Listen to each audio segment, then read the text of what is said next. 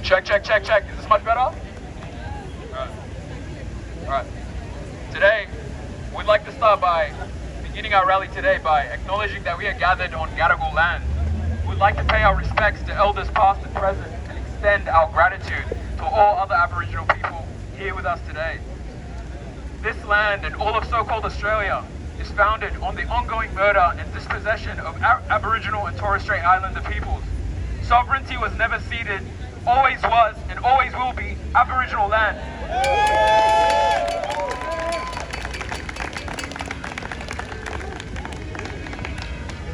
It always saddens me to go to these protests. This is with the protest to stand with Sudan.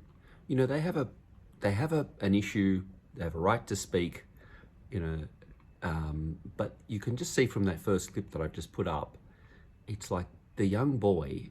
If you closed your eyes, you wouldn't know that he's not a young white Australian kid. He's got an Australian accent, but he has this inbuilt hate for Australia that he gets from his socialist roots that he has, because it's obviously a socialistic type thing there, from what I can gather from them. And it's always a you know, what did he say? It's like the ongoing, it's Australia, this so-called Australia, they love to say, so-called Australia is based on the ongoing murder of the Indigenous people, the First Nations people, the ongoing murder. So his family has come here, and the rest of these Sudanese have come here to participate in this ongoing murder. It's not just the white people, you know, it's like everyone that's come here that's not a First Nations person, an Aboriginal person, has come to participate in it.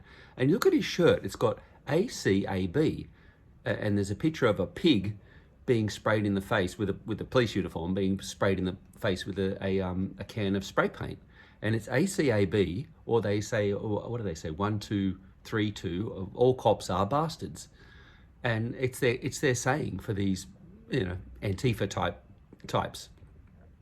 And then anyway, in the group that he's there protesting with, they're saying, you know, the Australian, the committee of the, you know, the Sudanese people say, you know, Australia, this is what the Australian government has to do: increase humanitarian aid to Sudan, support the Sudan Australian community through migration and family reunification programs, and third point is to welcome more Sudanese refugees fleeing genocide and persecution. So it's like, welcome them from Sudan fleeing the genocide and persecution, but bring them here to murder the First Nations people. So take them from being murdered in their land to bring them here to murder the First Nations people. But it's like, no, it's not us. It's not us, it's you. It's you people that are murdering. It's this ongoing murder. You know, listen to the guy. You know, their heads are just so mucked up by what they hear today. And look, you know, again, a lot of it is very important information. A lot of it is very accurate. Not all of them do the welcomes to country and the acknowledgements of country and the, you know, always was, always will be, this is stolen land, there's, you know, you're genociding, blah, blah, blah, blah, blah. Not all of them do it. Only the young socialist types. The older people, they don't want to know about it. They kind of, you know, they say, oh, fuck, you know, thank fuck, we are very happy to be here. You know, we are very grateful to Australia. We're not going to put shit on you like these young kids do.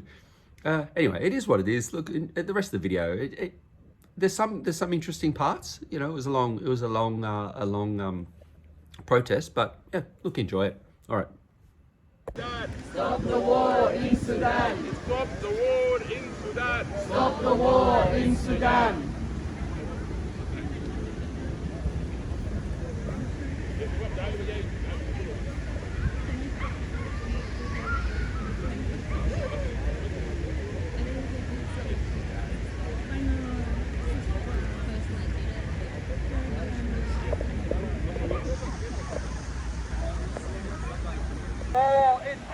Stop the war in Sudan! Stop the war in Sudan! Stop the war in Sudan! Stop the kill in Sudan! Stop the killing in Sudan! Stop the kill in Sudan! Stop the killing in Sudan! Stop the killing in Sudan! Stop the killing in Sudan! Stop the war in Sudan! Stop the war in Sudan! Stop the war in Sudan! Stop the war in Sudan! Stop the war in Sudan! Stop the war in We won't be silent. We won't be silent. Stop the killing now, now, now. Stop the killing now, now, now. Stop the killing in Sudan. Stop the killing in Sudan. Stop the genocide in Sudan. Stop the genocide in Sudan. Stop genocide in Sudan. Stop genocide in Sudan. RSF to the ICC. RSF to the ICC. UAE to the ICC. RSF to the ICC. RSF to the ICC. The UAE to the ICC. Stop the killing in Sudan. Stop the killing in Sudan. Stop the atrocities in Darfur. Stop atrocities in Darfur. Stop atrocities in Darfur. Stop the killing in Darfur. Saturday the 15th of November, and this is the Stand with Sudan protest. It's enlarged. When I first got here, there was like not many people here, but it's enlarged a little now. There's a few more arriving. It's just been chanting, stop genocide in Sudan, stop the war in Sudan, stop killing in Sudan. But there's a little bit of alternate sort of media here. It's sort of a crossover with the Palestinians to a degree, though one of the ladies was chatting with me and said there wasn't much crossover. And then when I first got here, I thought, it's all Palestinians because the Palestinian flag, but it's not. It's the Palestinian flag has a red triangle and the green stripe on top. Other than that, it's they've just interchanged the colours to make the Sudanese flag, which I have only just learnt today. There's probably a lot of other people as well. It's a reasonable number now.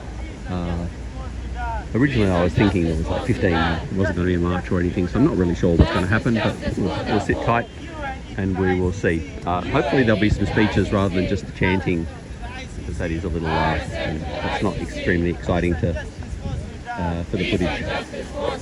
But yeah, so let's just wait, let's just chill and see what happens. And a few signs in Arabic, I guess, I can't read, like these ones these ladies are holding. I'm not quite sure. And that one as well, it's all in Arabic, so it's very hard to decipher. Yeah, alright, so let's tune in when the speeches start. They do have a microphone set up, but at the moment he's just using a tiny little megaphone that doesn't really, I don't even know if it's on, I can't hardly hear it. Alright, let's pause for a while. We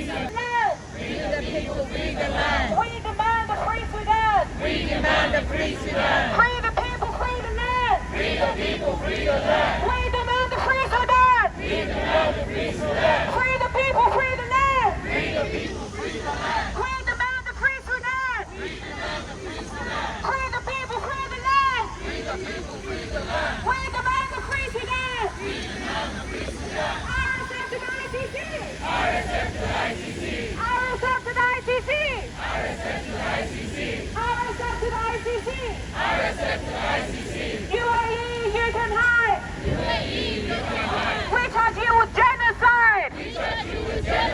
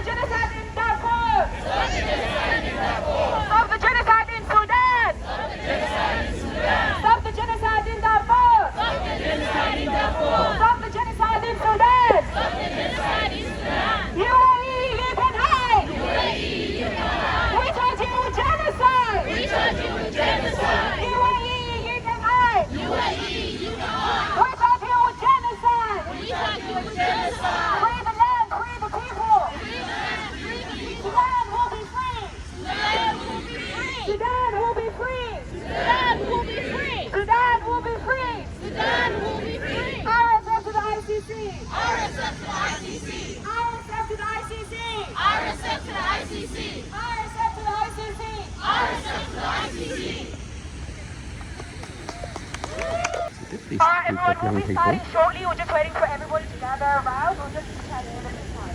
So yeah, it's these young people here that are the group running it, by the look of things, and they have the microphone and they've all been listening here. And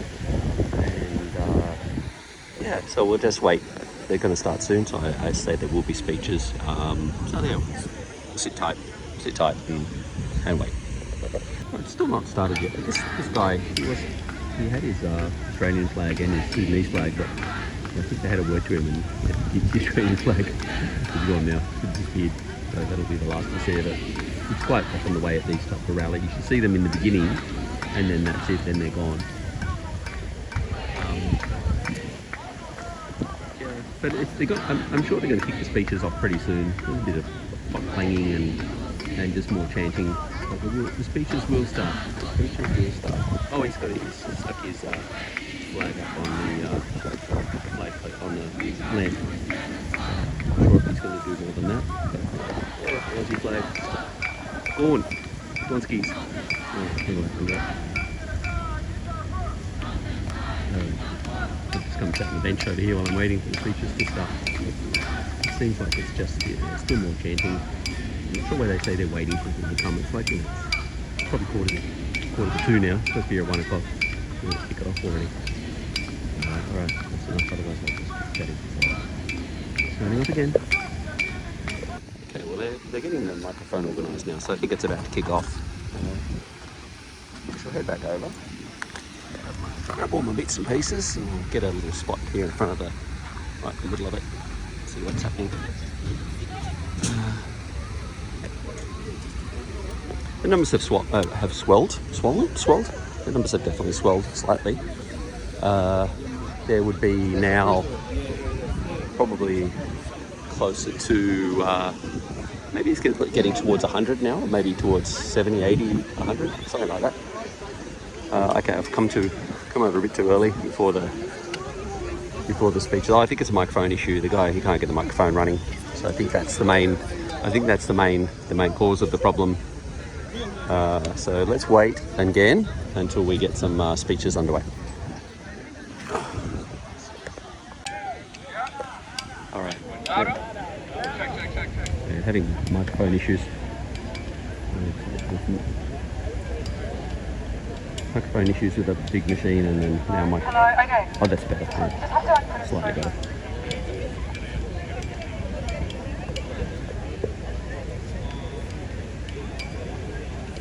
Alright, check. Is this much better? Alright. Today, we'd like to start by beginning our rally today by acknowledging that we are gathered on Gadigal land. We'd like to pay our respects to elders past and present and extend our gratitude to all other Aboriginal people here with us today. This land and all of so-called Australia is founded on the ongoing murder and dispossession of Aboriginal and Torres Strait Islander peoples. Sovereignty was never ceded, always was and always will be Aboriginal land.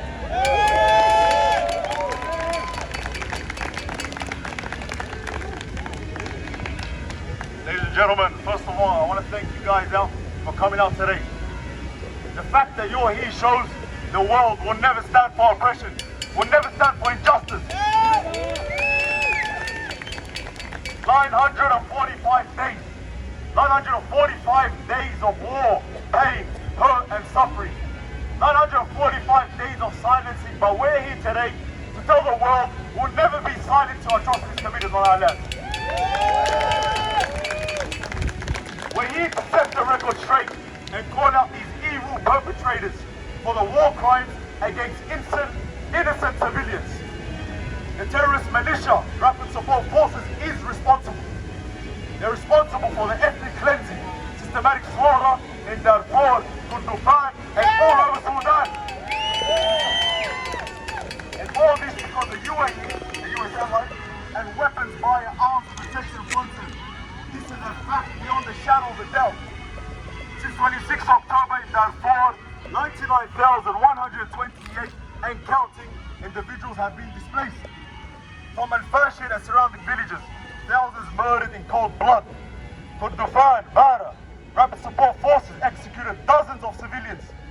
After reclaiming the city, and thousands have fled the violence are suffering acute hardship, displacement, shortness of necessities, food, water, and basic medical supplies. Oh, you perpetrators of this genocide, we're here to tell you we won't be silenced.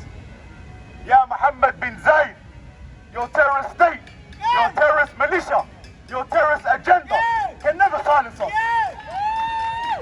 Let them know, let them know. Let them know from Sydney, Australia to the world. Let it be known. El-Fasher Sultan, Darfur, Bara, Kurdufan. You can never silence us. We'll be free. Free Sudan, free Sudan.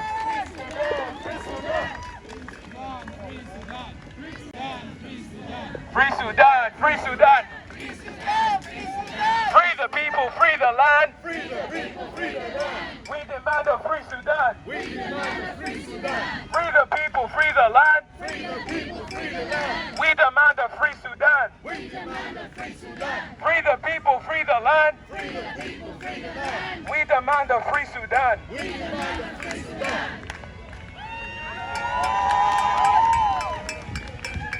This hellish, systematic violence is the result of all wars our country has endured, marked by barbarity and the failure to bring perpetrators to justice. Impunity has never been an exception. Rather, it is a central reason for the recurrence of these crimes.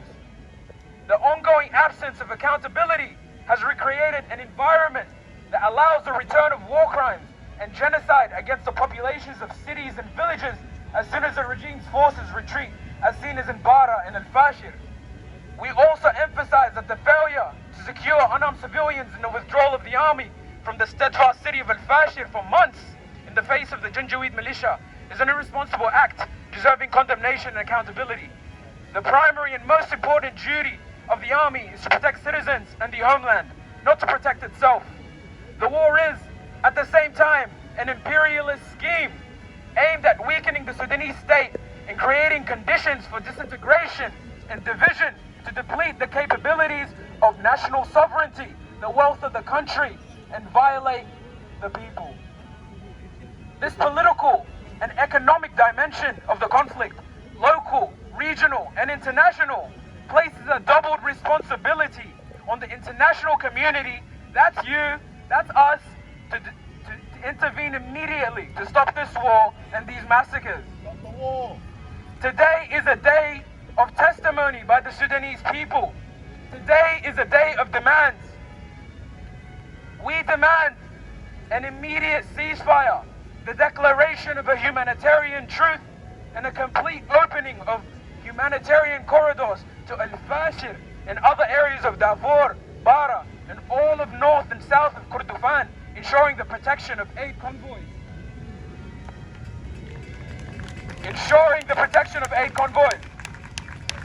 We demand a quick, independent, and transparent international investigation into war crimes and to hold accountable all who committed, ordered, or contributed to these crimes. We demand urgent action from the peoples of the world, its democratic forces, and human rights international bodies to hold any support or political or military complicity with the parties responsible for the violations.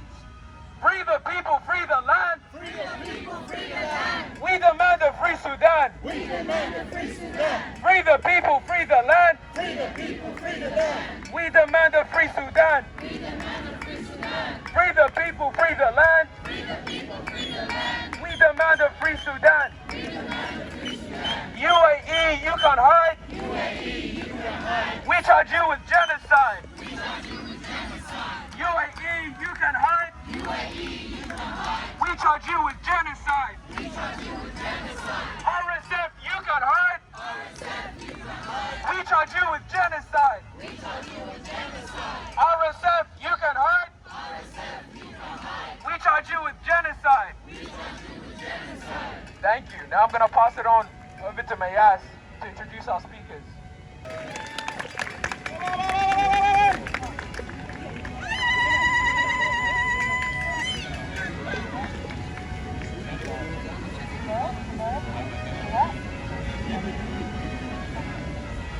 I would now like to welcome Abdelah al-Fatih Ali, who is speaking.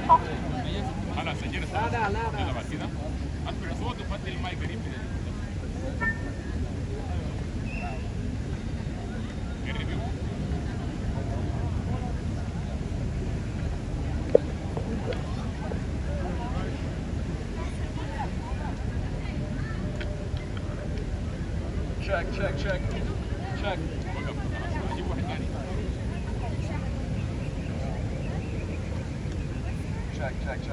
Stop the war in Darfur. Stop the war in Darfur. Stop the war in Sudan. Stop the war in Sudan. No genocide in Sudan. No genocide in Sudan. Stop genocide in Darfur. Stop genocide in Darfur. Stop genocide in El-Fasher. Stop genocide in El-Fasher. Stop genocide in Bara. Stop genocide in Bara. No war in Darfur. No war in Darfur. Stop the war in Darfur. Stop the war in Darfur.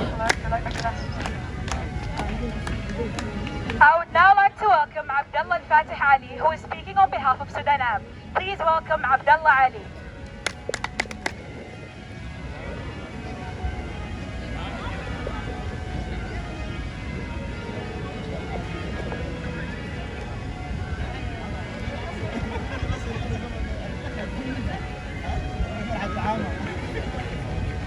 Stop the war in Sudan. Stop the war in Sudan. Stop the war in Sudan. Stop the war in Sudan. Stop the killing in Sudan. Stop the killing in Sudan. Stop the killing in Darfur. Stop the killing in Darfur. Stop the killing in Sudan. Stop the killing in Sudan.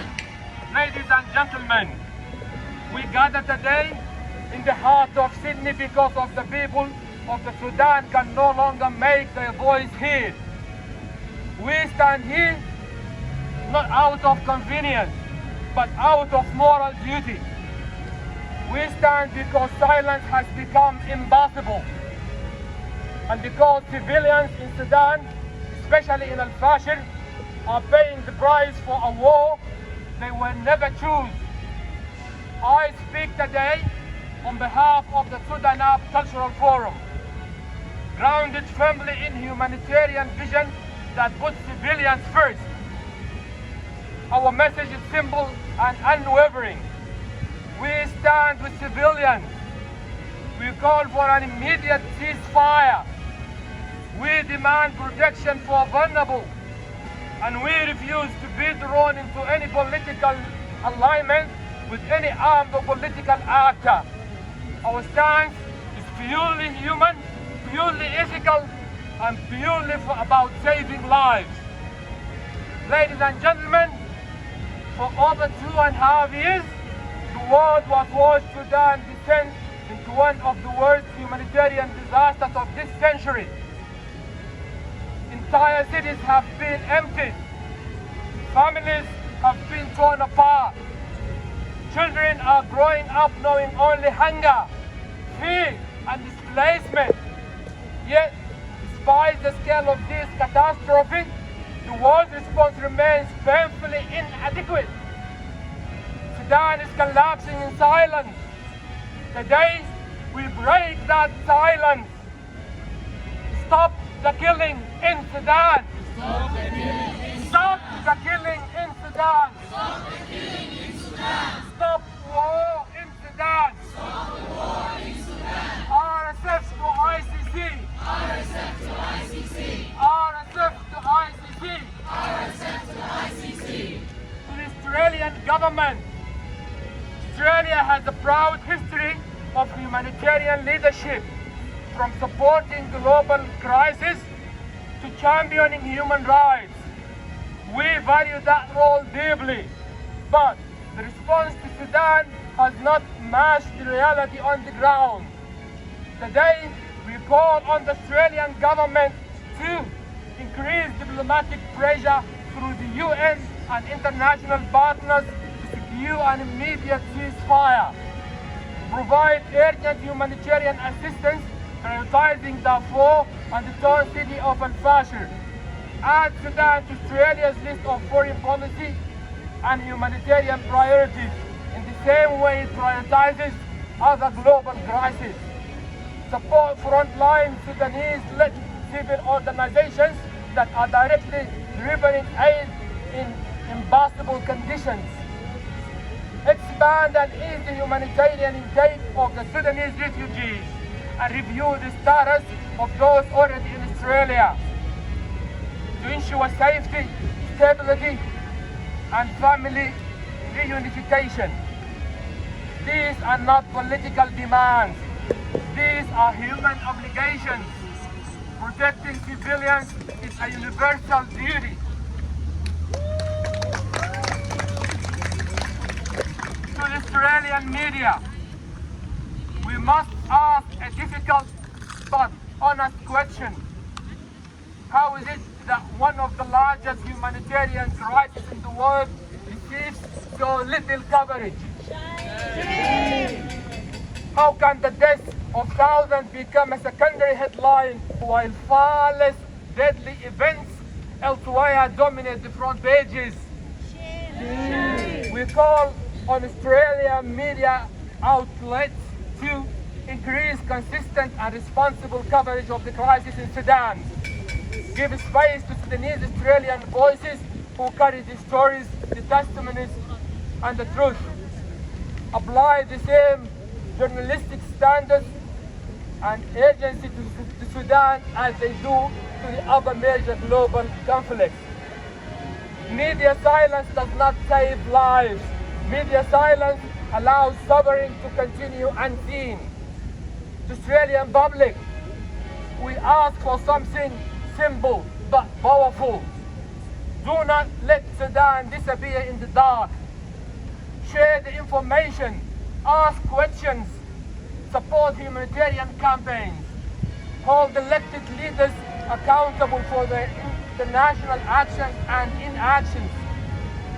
Every voice here in Sydney, Melbourne, Brisbane, or anywhere else has the power to push the world 1 inch closer to a saving lives.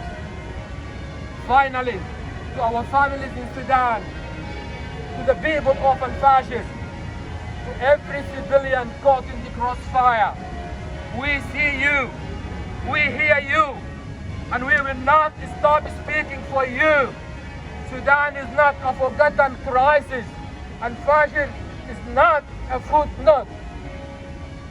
And the Sudanese people who are in that unimaginable suffering deserve global attention, protection, and solidarity. We at the Sudan Cultural Forum remain committed to a one principle above all. Humanity comes first, always. Thank you.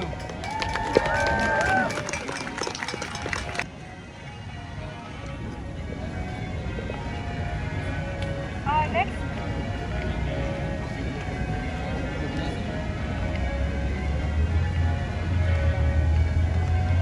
You guys hear me?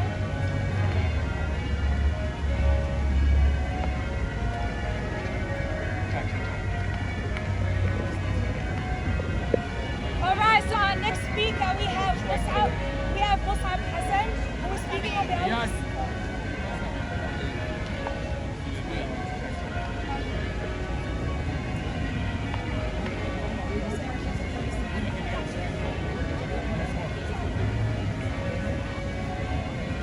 Hello. First of all, before I pass the mic to Mustafa Hassan, I'd like to thank you all for turning out and giving a voice to those who lost theirs in El-Fasher, in Bara, in Nuba Mountain, in the whole of Sudan. As survivors of genocide, we've witnessed firsthand the atrocities of those that butchered, killed, raped, and looted as they wished. We said no more after the Holocaust. We said no more after the Bosnian genocide. We said no more after Rwanda 1994. We said no more after Darfur 2003. And in 2025, we're still witnessing genocide. We're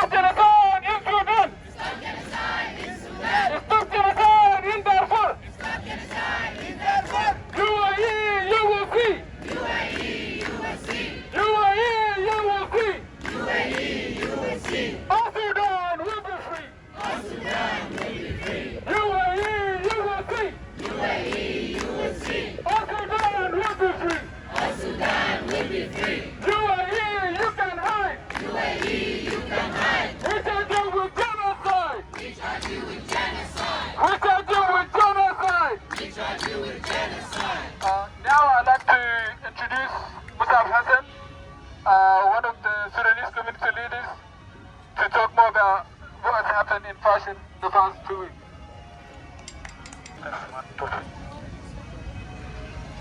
Hello, ladies and gentlemen. Before I start my speech, can I acknowledge the traditional owners of this land, the Australian First Nation and Torres Strait Islanders, and their ancestors in past and present. Ladies and gentlemen, I'm standing here today before you as a former genocide survivor from Darfur and person who originally came from the very place of North Darfur and outskirts of the famine-stricken and genocide ground of today, which he called El-Fasher. Ladies and gentlemen, thank you so much, all of you, for being here today. The Sudanese Australian communities, our friends from the wider Australian society, our partner communities, the human rights organizations and activists, and everybody who attended this event today. And this event is not only just people coming out from the Sudanese community to stand in solidarity with the people in Darfur and Sudan, but as a human being, to say no for genocide, to refuse to be silent in the time that pretty much everybody is silent about talking about the situation in Darfur. And we are here today to come out, speak clearly and honestly that there is a genocide in Sudan, there is a genocide going on in Darfur, and this must be stopped. I'm standing before you today like any normal human being in Australian society. I live, work, sleep at night, and get up in the morning, go to my work. But ladies and gentlemen, if I tell you something, you may think this is an imaginary story from some time in medieval. But that is our real life today as a Sudanese societies. We born and raised in a place called Sudan, especially from Darfur. We had societies, we had villages, we had people, family members, childhood friends, like everybody. But right now I'm standing here today. Since this brutal genocide started in Darfur 2 years ago by the rapid support forces with immediate support from the United Arab Emirates, most of our family members, we don't know what is their fate. Many people from our societies, hundreds of them, have been killed during these mass atrocities and genocide campaign. And I'm going to talk about the situation in El-Fasher. The city of El-Fasher was the home for over 2.7 million people from Darfuri citizens. They were practicing their life like any normal human being in the world. 2 years ago, when the war erupted in Sudan between the RSF and the SAF, the Sudanese Armed Forces, which is the godfather of the RSF itself, when they turned the guns together into each other 2 years ago, everybody thought this is a war between two armed forces or two powerful military forces. But the situation in Darfur, the situation in many other parts in Sudan changed into something different.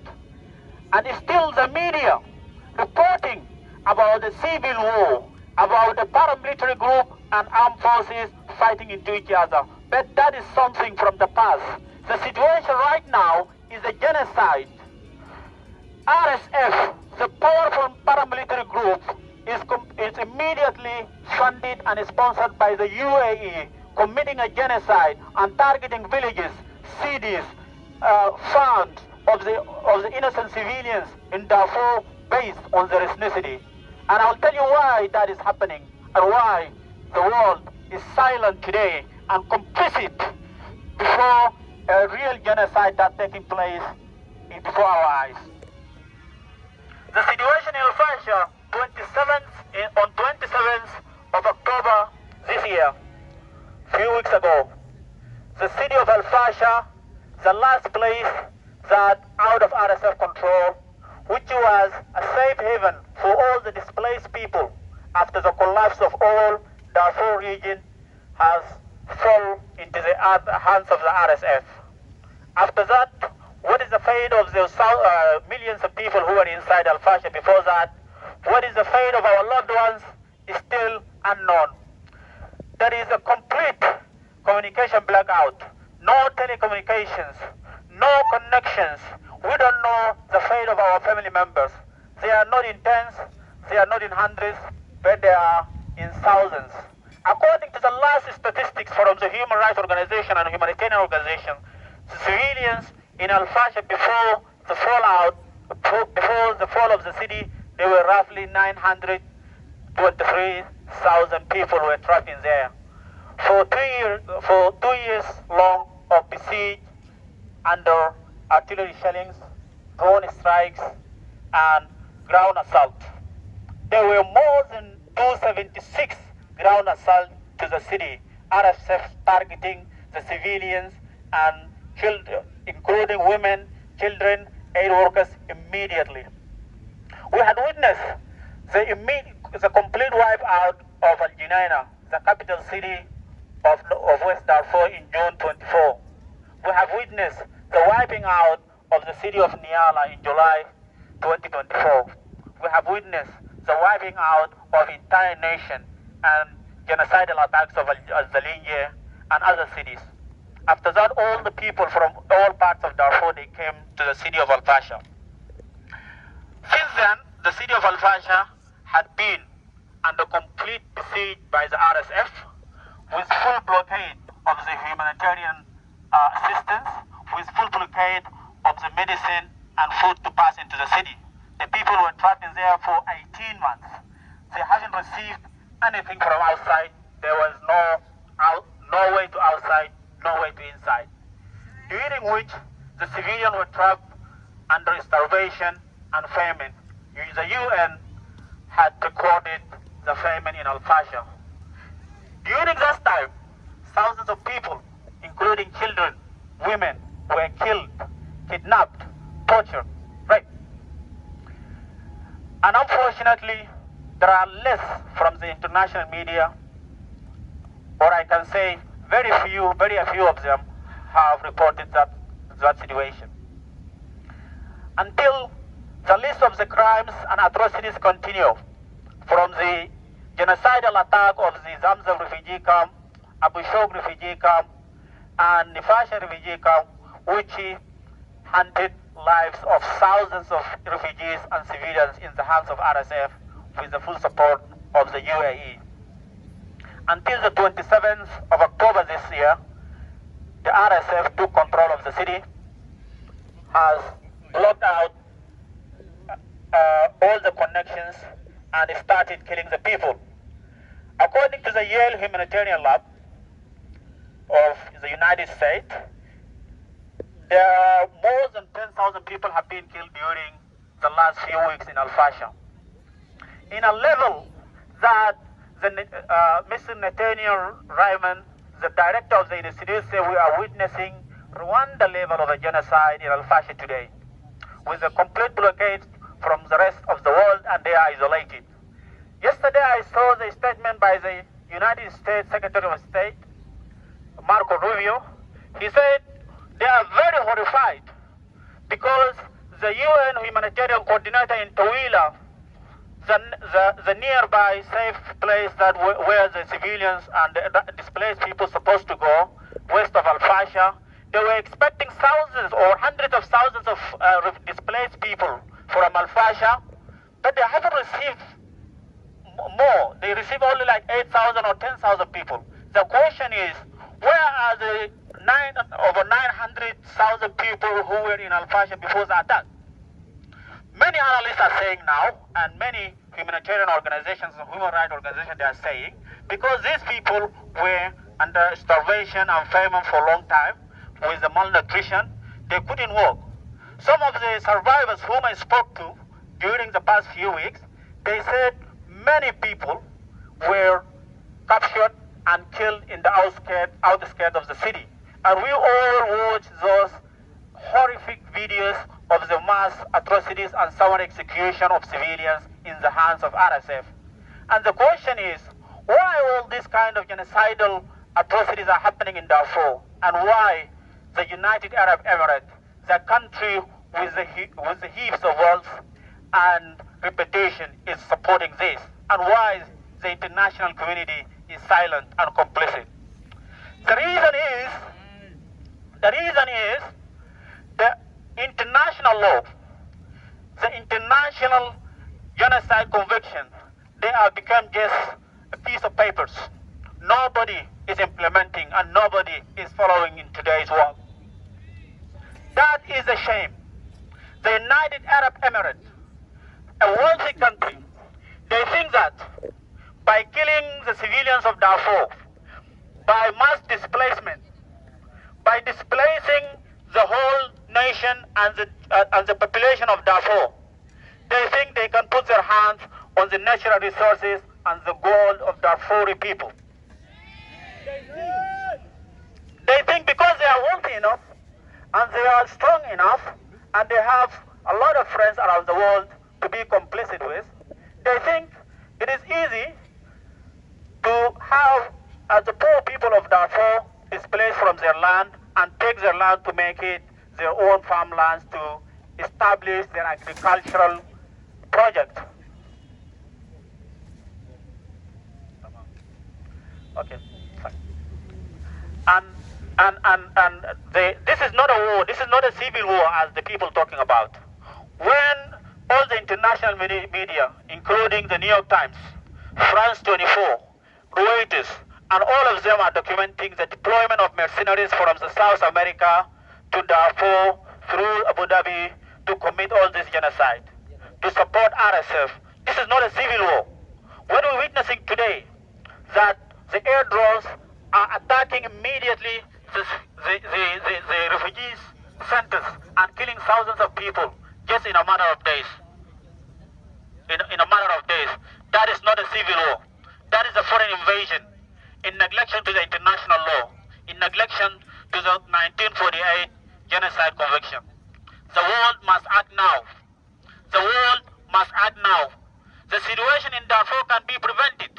The situation in Darfur can be stopped. It is just simple. Every world leader, hold your phone, call Mohammed bin Zayed in Abu Dhabi to stop these atrocities. There is no way. There is no way. In 21st century, in 2025, a wealthy country in Gulf crossed thousands of kilometers to Darfur to conquer, to occupy a land of ordinary civilians and wipe the civilian out of the land to control the resources just to secure amount of natural resources for themselves, to secure the food security. We in Darfur, I spoke to many people in Darfur, the innocent civilian. Their demand is very simple. Dear United Arab Emirates, dear RSF, leave us alone. We want to live in our land. We want to look after our kids. We want to educate our kids. Yes, we have a fertile soil. We have gold. We have resources. But we want to share with the world through a friendship, through peaceful ways. There is no way in 21st century another country to bring proxies, mercenaries, to occupy other people's lands and kill them and wipe them out of the land. That is very simple. The world must act now. We are not going to speak about an occupied African land in 20 years later. World must act now to stop this genocide in Darfur. This is very simple, very clear, everybody sees. The RSF is a local tool for the UAE to commit the genocide, to take the lands of the people, to take the farms of the people. Our farms, our cities, our villages have been completely wiped out. Our population of 17 million people in Darfur, they are now thrown out of the country. This is simply because the RSF is backed by the UAE. The UAE has a lot of friends in the international community to buy the silence, to to make them complicit. And I don't want to take long from your time, but for the international community must act now to stop the atrocities and the role of the UAE to be stopped and the RSF to be brought to justice. To the International Criminal Court, immediate investigation on the ongoing atrocities in Darfur. This is Rwanda-level genocide. Must be stopped. Immediate conviction and immediate arrest warrant must be issued for the perpetrators, from the RSF leaders, from the leaders of the UAE, which all the international reports have proved that there is high-level engagement between the UAE leaders and the RSF leaders to commit this genocide, to occupy the resources of Darfuri people. This must be stopped. To the Australian government, as the proud Australian communities here, we are affected by this brutal genocide. We have received very less support from our government in Canberra. This must be changed. It is no longer acceptable to see mere statements, and sometimes even there is no statement about the situation in Darfur. Australia has a proud history of supporting its communities, standing with the human rights, supporting the vulnerable people. We need immediate increase to the humanitarian assistance to Darfur, welcome more refugees from the survivors of this brutal genocide, support the Australian community, and engage effectively through the international community to stop this brutal genocide. Stop the killing in El-Fasher. Thank you so much. I don't want to take longer from your time, valuable time, but this is my message today. As a former genocide survivor, as someone who originally came from the very broken city of El-Fasher, and also we never forget the situation in Al-Bara, we never forget the situation in Congo, we never forget the situation in everywhere where the civilian, the innocent people are being targeted because they are just powerless. Thank you so much.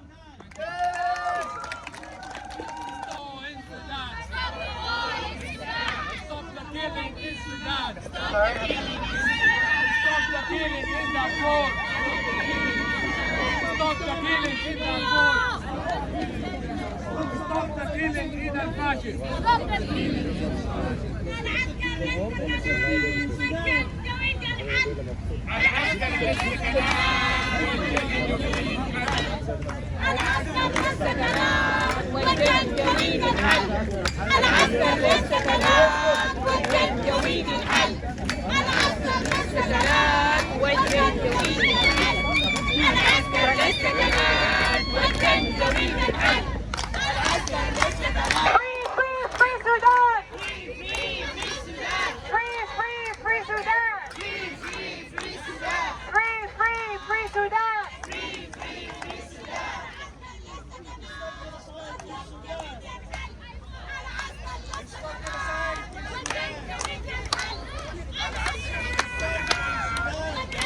واصل يا مياس واصل Free, free, free Sudan! Free, free, free Sudan! UAE, you can hide! We charge you with genocide! UAE, you can hide! We charge you with genocide! UAE, you can hide! We charge you with genocide! Free, free, free Sudan! Free, free, free Sudan! Free, free, free Sudan! RSF to the ICC! RSF to the ICC! RSF to the ICC! Free, free, free Sudan! Free, free, free Sudan! Thank you so much, Musab, for that word. I would now like to introduce Dr. Ekhlas from the Sahwa organization.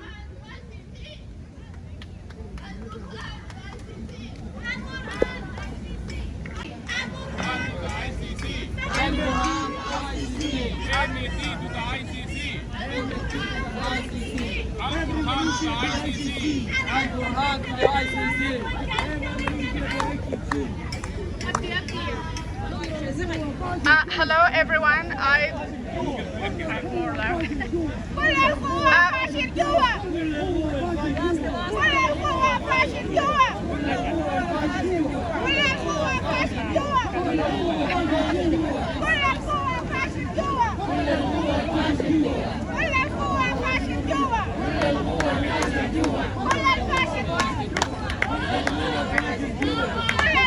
would like to present today on behalf of SAHWA, the Sudanese Australian Health and Wellbeing Organisation.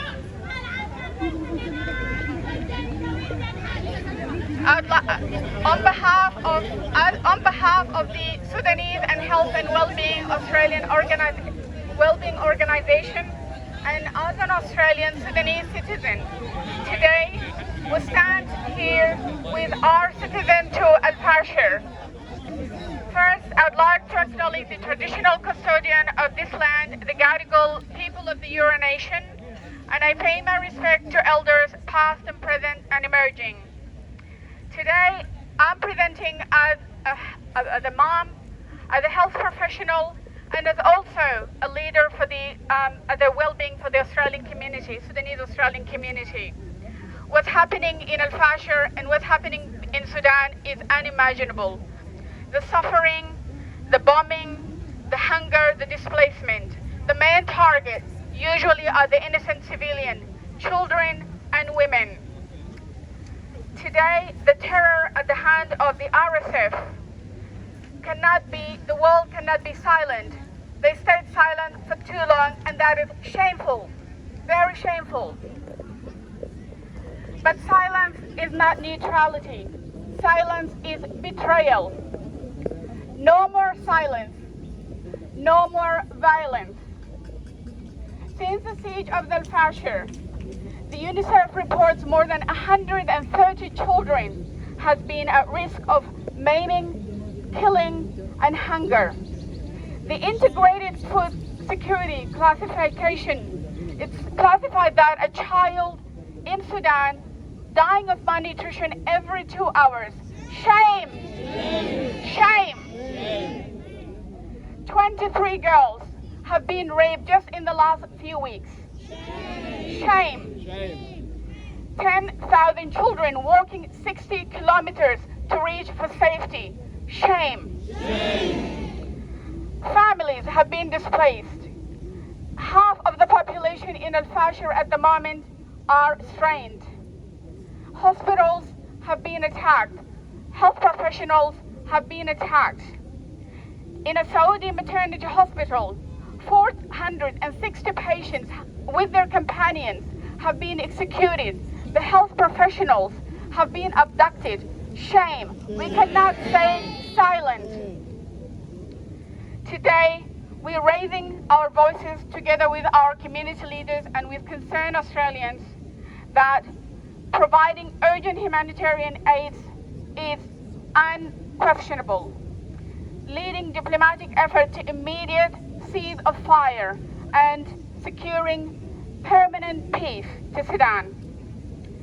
Offering the Australian community, Australian Sudanese community here, support, and also helping with the local families to reunite with their families and easing the immigration process.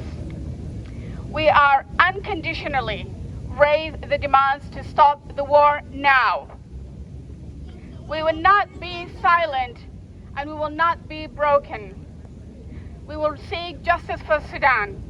We'll seek justice for Darfur. We'll be the voice of the voiceless. We will be the voice of the voiceless. Together today, we stand for peace, for justice, and securing the human dignity to everyone around the world.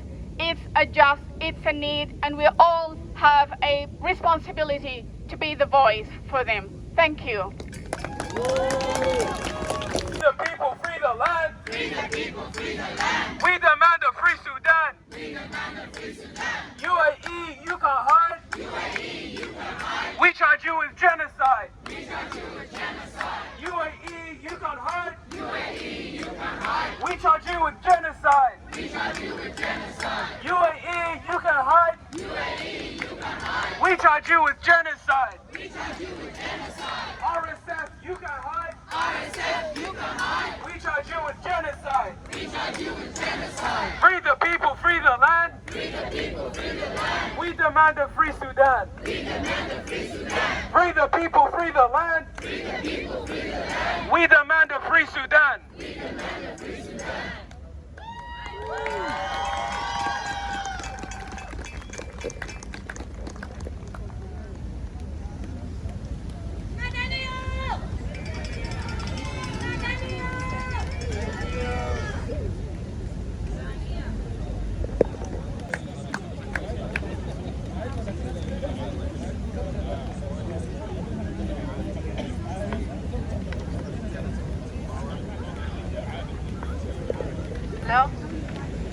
السلام عليكم ورحمة الله وبركاته. أنا سعاد خريب، أتكلم باسم النساء والفتيات. الإبادة الجماعية والحرب في دارفور تضررت منه النساء أكثر من أي طرف. الدعم السريع استخدم الاغتصاب والاختطاف للنساء كوسيلة للحرب. أهلنا في مدينة الفاشر من النساء والأطفال وكبار السن تعرضوا للجوع والموت لأكثر من 2 من الحصار. والآن بعد الهجوم الأخير من دعم السريع للفاشر ما عارفين عنهم أي شيء إلا كلام الناجين وشهاداتهم الاغتصاب الجماعية والقتل الجماعي والاختطاف، لدرجة إنه العالم أصبح يشاهد صور الدم من الأقمار الصناعية. العالم مفروض يتضمن معانا عشان الإبادة دي تقيف. الإبادة دي ضد الأبرياء والمواطنين من الدعم السريع والإمارات، وأهلنا البسطاء لا عندهم حول ولا قوة لحماية نفسهم. الحكومة الأسترالية مفروض تساعدنا في إنه نجيب أهلنا وننقذهم من الإبادة دي، وترسل مساعدات إنسانية عاجلة وتضغط الجنجويد والإمارات عشان يوقفوا قتل الأبرياء. ضغط الجنجويد والإمارات عشان يوقف قتل الأبرياء. وشكرا.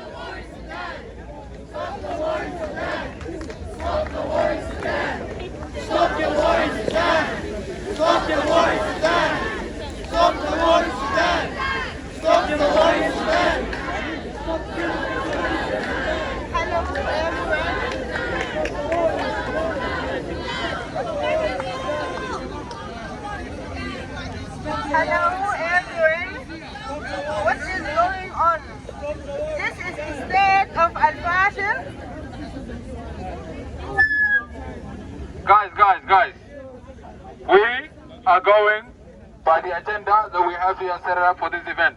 Please, no one interrupt until if it's a chant, we chant along. She has a speech, please pay attention.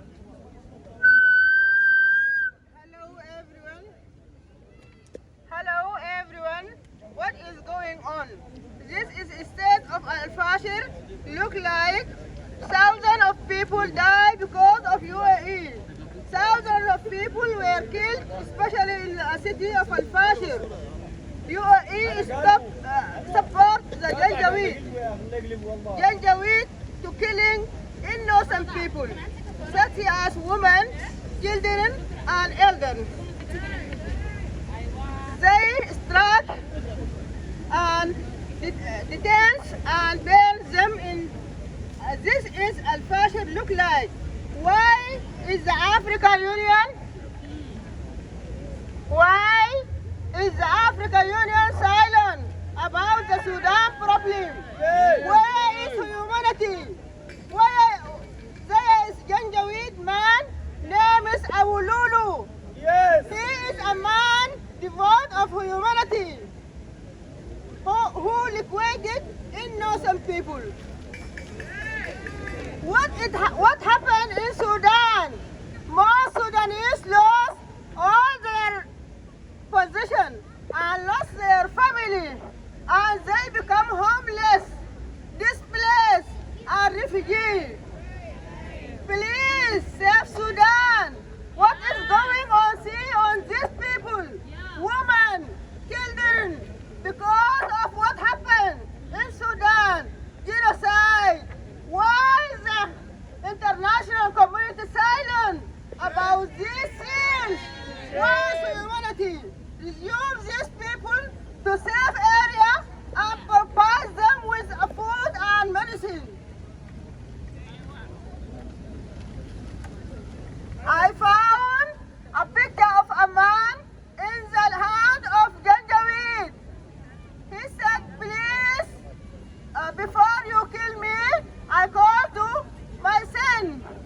They give him a phone and give him final instruction to his son before they kill him, and he was saying to his son, be strong, tell her mom, may Allah have mercy on you and protect you.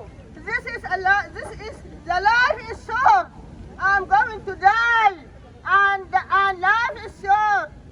You strong, you be strong, and see her mom and carry her, God willing. Thousands of citizens died due to the 2 years, and they died from hunger and lack of medicine, especially children from meditation and women due to the stage of hospitals. Why does UAE went to Sudan? Because Sudan is a country of rich and gold, oil, water, and agriculture, and livestock. Do you know what UAE has now? Urban land. It's all desert. All the gold in it was stolen from Sudan. UAE want to put Sudan in pocket. Please stop the genocide in Sudan.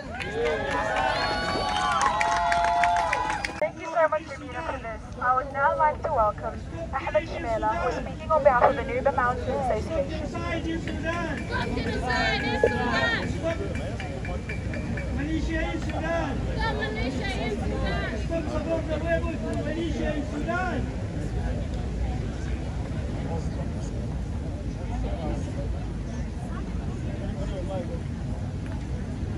Thank you very much, and thank you everyone for taking the time to come. Thank you very much, and thank you everyone for taking the time and coming here. We are actually here today.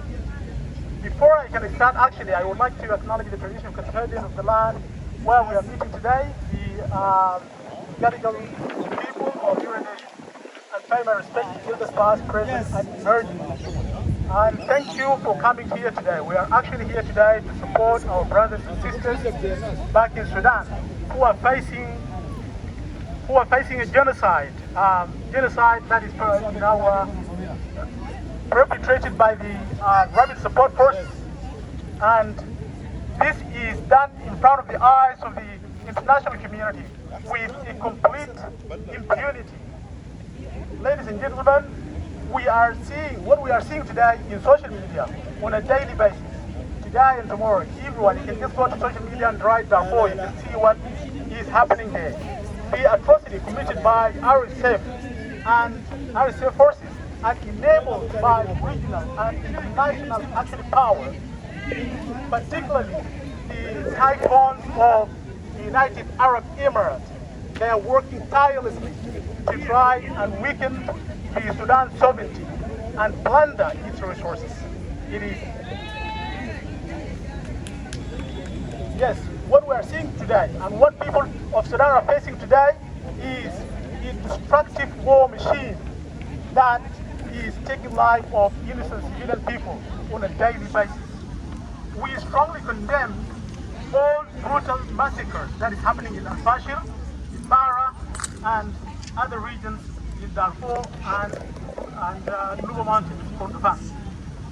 As we speak today, and as we speak now, the rapid support forces are besieging two cities in Kordofan, Abdelah and Kadugli.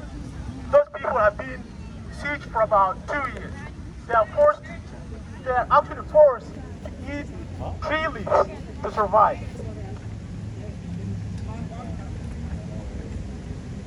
And the barbaric act and activity of the RSF is not new. Previously, they have taken control of one city in Kordofan called Lagawa. And what they did there is unimaginable. They destroy lands, crops, they kill people, they rape, and they commit crime and ethnic cleansing. And actually, forcibly display people, displace people out of the city because they are actually wanted to, after they displace people from the city of Lagawa, they bring a new settlers from neighboring countries and take over the land that they have taken from the people by force. Now, it is not a simple war. It is a well-calculated war strategy. It is a genocide. It is a genocide by attrition. This is what they're doing actually in Darfur, El-Fasher, and Bara, and Kordofan in general.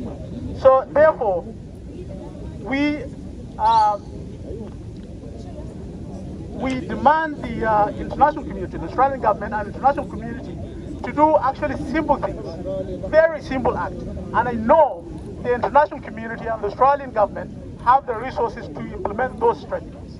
We actually calling upon the Australian government and the international community to, first of all, immediately deploy an effective mechanism that can protect civilians and actually ensure the delivery of humanitarian assistance to people who are currently facing genocide.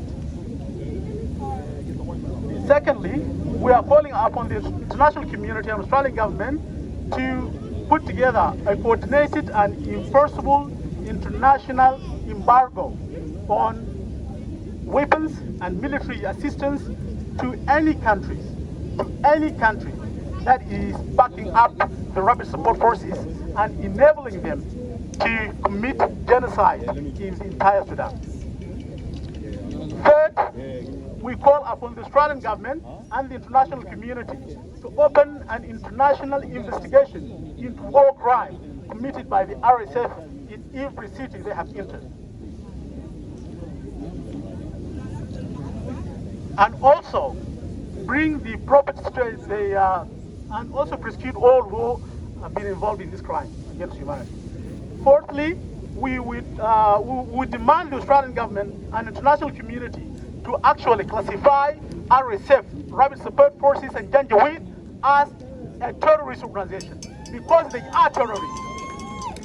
They are terrorists and they need to be classified as a terrorist organization. What they have done in Sudan and what they continue to do is actually very, very, very more, it's not different than what ISIS did. It is not different than what Al-Qaeda did. It is not different than what Boko Haram did. It is not different than what Al-Shabaab did. Therefore, they need to be classified as a terrorist organization.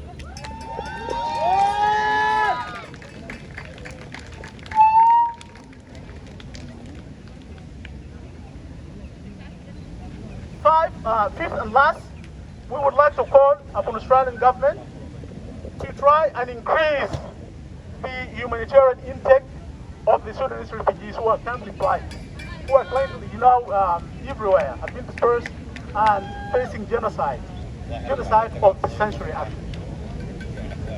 And also to increase the humanitarian assistance to those who are fleeing genocide. We would like to call upon Australian and international community to actually not turn their eyes away from the people of Darfur and people of Sudan. We want your assistance. Please give us another chance to leave. Thank you.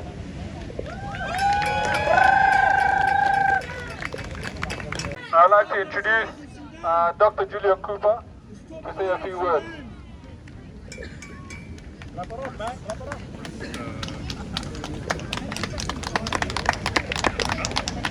Hello?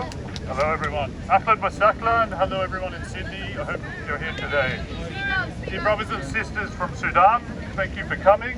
I'm grateful to be asked to talk here in front of the Sudanese Australian community today by my friends. This is one of the worst humanitarian crises in the world and has been ongoing for 2 years. Hello, can you hear me better? Okay, ahlan wa sahlan everyone. Thank you for being here today, and I thank my Sudanese friends for inviting me to speak. Above a bit? Okay. It is clear that in no end in sight, the international community has a role to play in ending the crisis in Sudan. This crisis is affecting the world, it is affecting the Sudanese community here in Sydney and Melbourne and Australia, and it needs to stop. We need to pressure the media, we need to pressure the government, and we need to pressure the international community to make this crisis stop today. Yeah. As an archaeologist, I have received first-hand hospitality in the country of Sudan, lived in its villages, received food from its people, and they've helped me work day to day in this beautiful country. For anyone that knows Sudan, you will know the generosity of its people. Sudanese should not have to bear this conflict. They should not have to live this conflict alone. My job brings me to this country to study its heritage. Closer. It brings me to this country to study its heritage, and this heritage is disappearing today in front of our eyes. Whole museums have been destroyed, looted, archaeological sites burned, and this is a war crime. In archaeology, history, and the international community, the destruction of history is a war crime. The Sudanese past is vanishing before our eyes, and we need to act as an international community. This is taking place right now in El-Fasher, it's taking place in Janina, it's taking place in Diyala, and it's taking place in Khartoum. The Khartoum National Museum, that's one of the centres of Sudanese history and one of the world's greatest museums, has been destroyed and looted. This is a war crime. For much of the 20th century, Sudan itself hosted refugees from countries neighbouring. It's now time that the world helps Sudan. My version of Australia is a caring country, and a country with the people that stand up for human rights. We stand up for our mates in Australia, and it's time that Australia helps Sudan, and right now Sudan needs help. I hope anyone listening will join me in asking all authorities to pressure for peace immediately in Sudan. Shukran and thank you.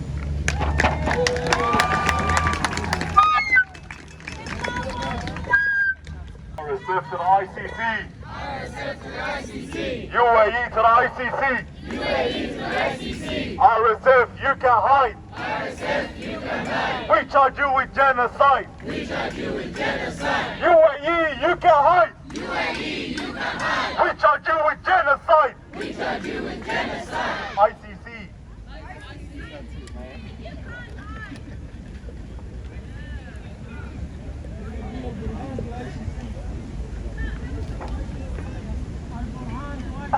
I would now like to introduce a robot from the African Legacy Organization. Robot.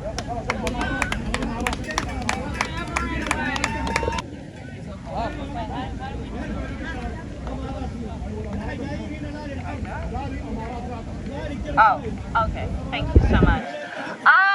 Thank you to everyone that's attended today. I really appreciate all the love. You know, the turnout today has been amazing. Free Sudan! And free Congo too, actually. Right there. So, you know, we all know, like, when it comes to, like, our people, their lives have been exploited. Like, they've been exploited for way too long. I'm sick of seeing it. hate it. And I don't care about their tribalism. I don't care about politics. At the end of the day, we're all one. So we have to stand up for each other. We have to fight, and we have to urge the government to actually do something. Because this has been going on for way too long, guys. It's bigger than us. It's bigger than gold. It's bigger than land. It's about people. So when people's lives are at jeopardy, we have to put our foot down. So, in solidarity with the Sudanese in Darfur, all over the world, I stand with you all. I thank you guys all for coming out today. I love you. In Africa, we trust. Mama Africa will no longer bleed. Period. Period. Mama Africa will be rebuilt, and Mama Africa will see the light and day of justice. I promise you. Period. Thank you so much. Thank you guys. Be blessed. God bless you.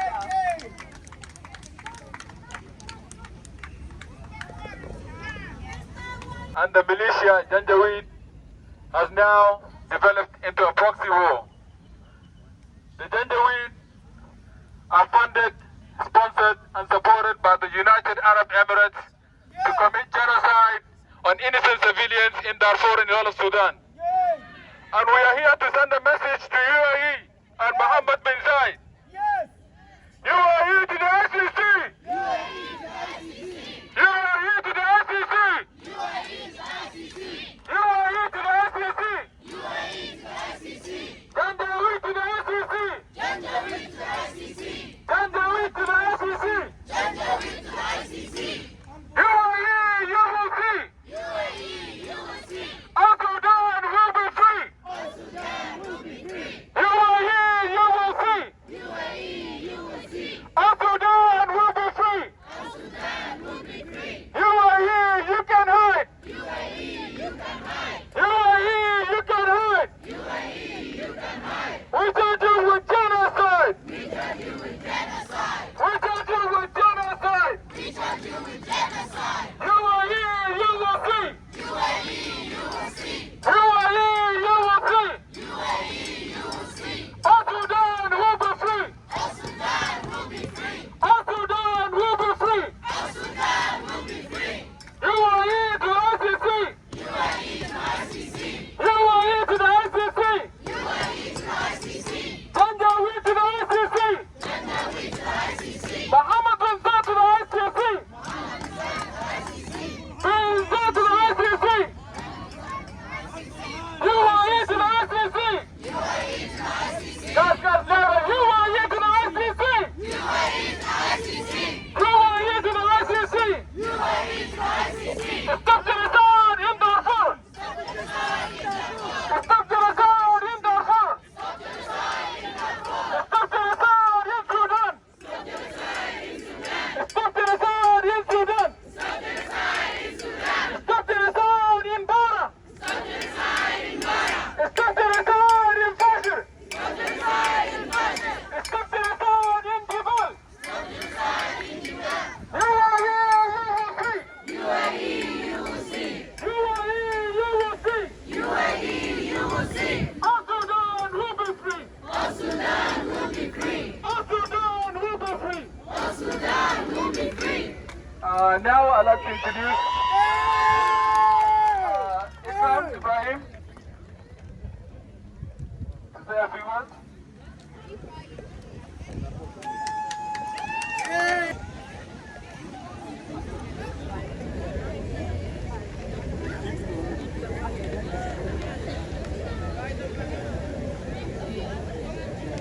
Thank you all for coming.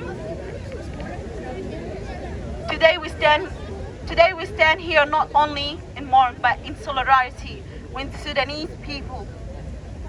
We stand with the mothers who have lost their children. We stand with the children who are sleeping in echo of bombs and drones.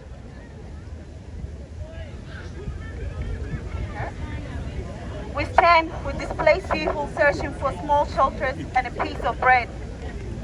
We stand with the sick who cannot find medicine.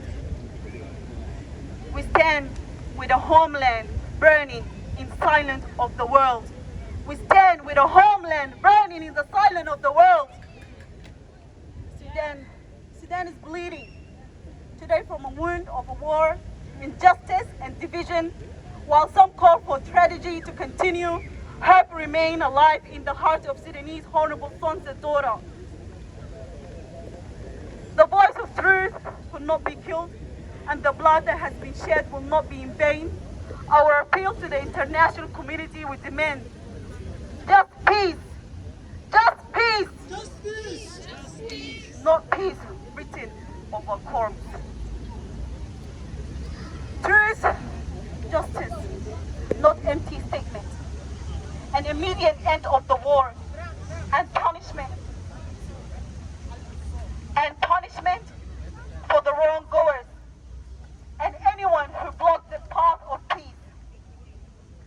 An opening humanitarian passage in release of detainee and accountability for anyone whose hands are stained with blood of noble people.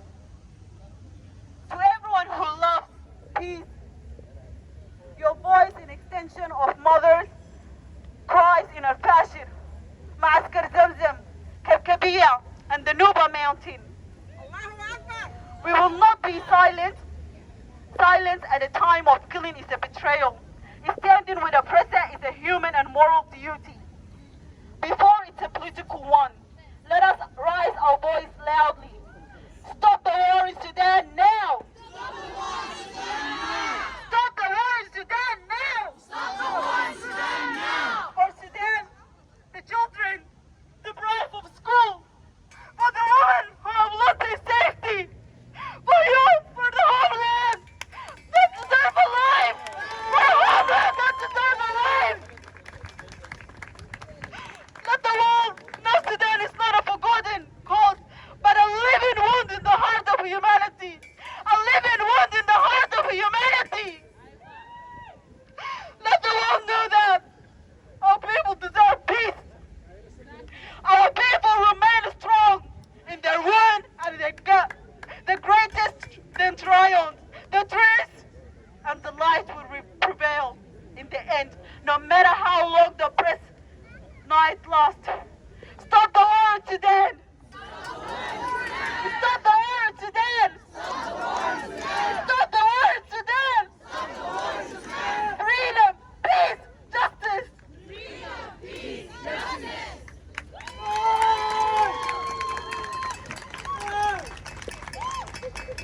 Stop the war in Sudan! Stop the war in Sudan! Stop the war in Darfur for Sudan! Peace, peace for Sudan! Peace, peace for Sudan! Peace, peace for Sudan! Stop the war in Sudan! Stop the war in Sudan! Stop the war in Darfur! Stop the war in Darfur! Stop genocide in Sudan! Stop genocide in Sudan! Stop genocide in El-Fasher! Stop genocide in El-Fasher! Stop genocide in Bara! Stop genocide in Bara! Stop genocide in Darfur! Stop genocide in Darfur! Peace, peace for Sudan! Peace, peace for Sudan! Stop the war in Sudan! Stop the war in Sudan!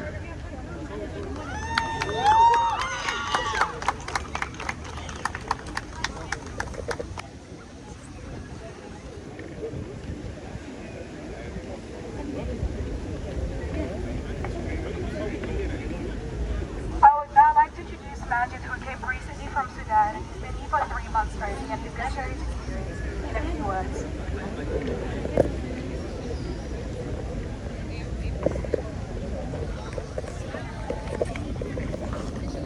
Okay, first of all, today I'm very happy to be among of you here, and it is a very wonderful evening. So thank you for supporting even, and for humanitarian organization and friends, brothers, family, all of us, thank you for coming and saying, supporting our people in Sudan. My name is Majid Tirab. I came from Sudan recently. I just have like 3 months in Australia. So I've been in Khartoum, and due to war that was erupted in Sudan, I was there, and I know the situation very well. I know what is going on under the ground. People, children, women, vulnerable people, they've been in atrocity. They've been in a genocide in Sudan. So I know. So I actually feel that feeling when I see behind of my back. Up to now, the war is starting and it's still going on. So I am feeling deeply that I lost my people, even to escape from the war, to flee from the war. I think the situation was very tough from Sudan, to get out from Sudan to go to neighborhood country. Whenever in the checkpoint, whenever you are fleeing from the war, in the checkpoint you will not be able to get out. You know why? Because whenever you get out, you find Janjaweed, they will say that you are from the government. When you find the checkpoint for the government, they will say that you are from the Janjaweed. So it is very difficult for the citizen in Sudan to get out from the war. So we are calling for peace. We call for justice. We call for peace. Thank you very much.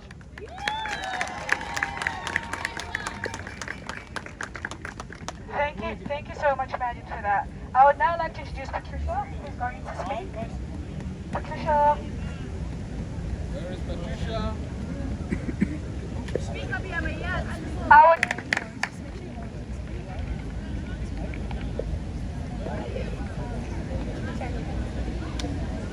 Thank you. I'd like to acknowledge that we are meeting here on unceded land, the land of the Gadigal people, and I'd like to pay my respects to their traditional elders, past, present, and emerging. I started my career as a humanitarian worker in Sudan more than 30 years ago, and I lived and worked in Sudan, including in Darfur during the first genocide in the early 2000s. And I just would like to say that what we are witnessing now is a genocide again for the people of Sudan, and particularly this is the most extreme form of a genocide where in 2025 we are seeing the RSF forces using arms, modern, sophisticated arms, such lethal arms and deadly arms such as drones, and people now using mobiles, which we didn't have 20 years ago in the first genocide, where they are actually showing executions of the people. I want to say that for all of you to understand that for 2.5 years the world ignored Sudan. There was no media attention. And for those of you who have realized, the war started even before 7th of October, and yet we had no information, no news about the horrendous and unimaginable suffering of the people in Sudan in this current genocide that is still continuing to this day. I want to put a particular attention to many of the refugees and displaced people in Sudan. As you all know, most of the refugees are actually women and children. And in my work as a humanitarian worker, I witnessed and saw, and what we're seeing now is hugely systematic and gang rape of hundreds of women and girls. And we need to be able to first protect all the civilians, in particular the women and girls, because they are needing special assistance, because not only are the people facing starvation with no access to water, food or shelter, but also in particular the devastating destruction and bombardment of all the facilities. There are no hospitals, no clinics, no medical to assist, particularly the women and girls who have been affected by the sexual violence and rape. So I need to put special attention to the women and the children who have been affected by this horrendous genocide and war. I'd like to finish by saying that we need to stand in solidarity here in Australia to call for protection of all the civilians in Darfur and beyond, as well as to increase immediate humanitarian assistance to all the people being affected by this current genocide, and to also call on the Australian government to lead international diplomatic efforts to call on those countries who we know are responsible for fueling and benefiting from this conflict. We are calling on, particularly as well as the UAE, all those Western governments and companies who are arming and supplying weapons to the RSF that are continuing to commit the mass atrocities and the killings and the brutal massacres that are happening as we speak today. So please raise your voices and stand in solidarity with the people of Sudan and bring hope for them to have peace in Sudan and an end to the war and genocide. Thank you. Thank you. Now I'd like to introduce our final speaker. Please welcome Peter Boyle.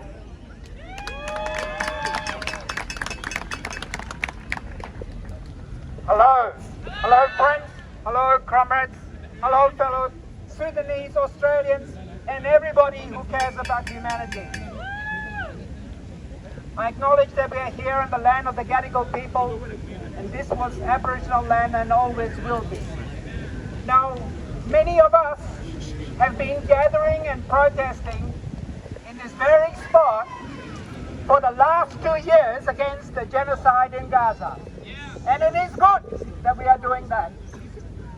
But there is another genocide that has not had nearly as much attention as it should. And that is the genocide that is happening in Sudan right now. The scale of this genocide is huge. It is so big, they say you can spot it from space on a satellite camera. The ICC years ago found the RSF guilty of genocide, of killing more than 300,000 people.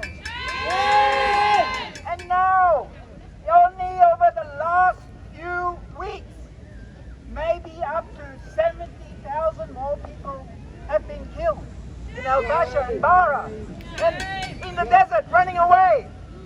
Video images of drones chasing civilians and killing them. This is a genocide. So friends, we are against genocide. And our duty in this country is not only to speak up against genocide, but to call upon our government to do the right thing about this genocide.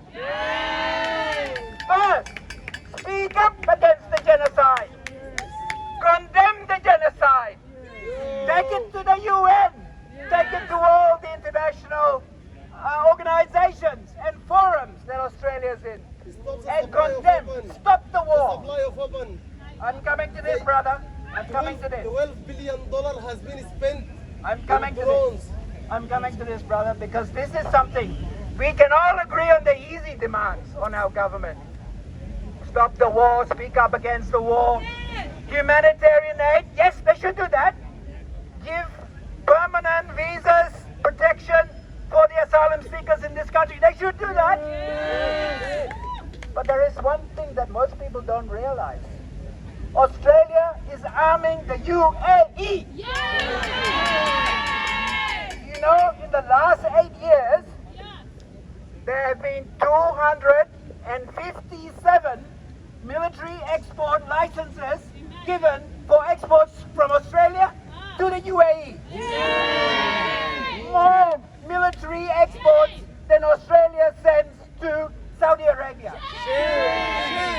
Stop arming genocide. That's what we must demand of our government. Don't just speak against genocide. Stop arming genocide. Stop arming genocide. Stop arming genocide. Thank you.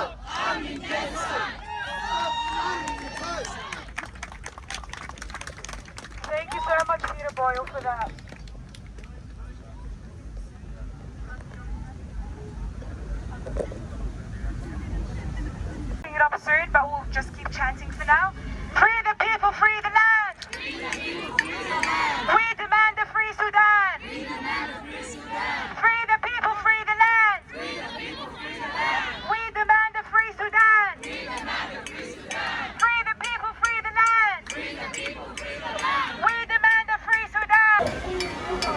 Okay, that's it now. It's winding up, they said. That was the last speech anyway. Yeah, the numbers did swell. Got some kind of socialists holding their banner up there, and a few other people from the Palestinians have turned up eventually. What's that blue, yellow, green flag? I don't know.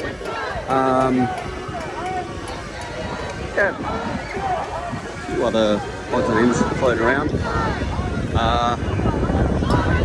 Church bells, St Mary's going off. I don't know what that is, but that's the Archibald, yeah. Yeah, it's kind of a family event. A lot of kids around. I think they've just got yellow. They're going to just keep chanting. But you got over here. These will be the Iranians, I'd say. So you got the Iranians are set up, which is, I think they're a regular.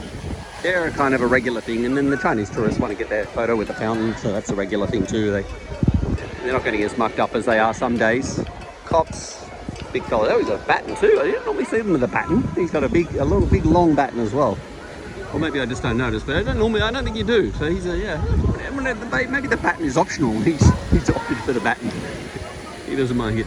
He doesn't mind having a baton. Yeah. So this is Iran. I think it's Iran. I think it's about Iran. I don't know. It's got Iranian flag. So yeah. So that's it. I'm going to wind it up and head home. Everyone, yeah. People wandering off. There's no march that I know of. Anyway. And that's it. Yeah, that's it for the day. Yeah. Alright. For me to keep repeating that's not helping, so I'm calling it. Alright, we'll see you at the next one. Another second later, and now there's a big wedding party arriving. Another situation where you have you kind of got the grooms. There's the bride and groom. Bride in whitish, off-white, and the groom in black. Then you've got the groomsmen in grey, and then you've got the other groomsmen in grey. Then the bridesmaids in this light blue, but then there's that dude, the big fella there. He's got the light blue as well. So I don't know if he's he doubles up as an additional bridesmaid. Let's see where he goes. See what side he goes. He's a bridesmaid. He's a bridesmaid. He's doubling up as a bridesmaid in the city. So yeah, it's all very different these days. I guess you can't really work out how it's done, but they're all lining up, getting their photo done. The groom looks pretty happy, the bride looks pretty happy. The big unit at the end, I'm not 100% certain, but anyway, so that's it. That's the last little bit from the protests. The protesters are in the background, but I think you won't see them through that a little bit faded. All right, that's it.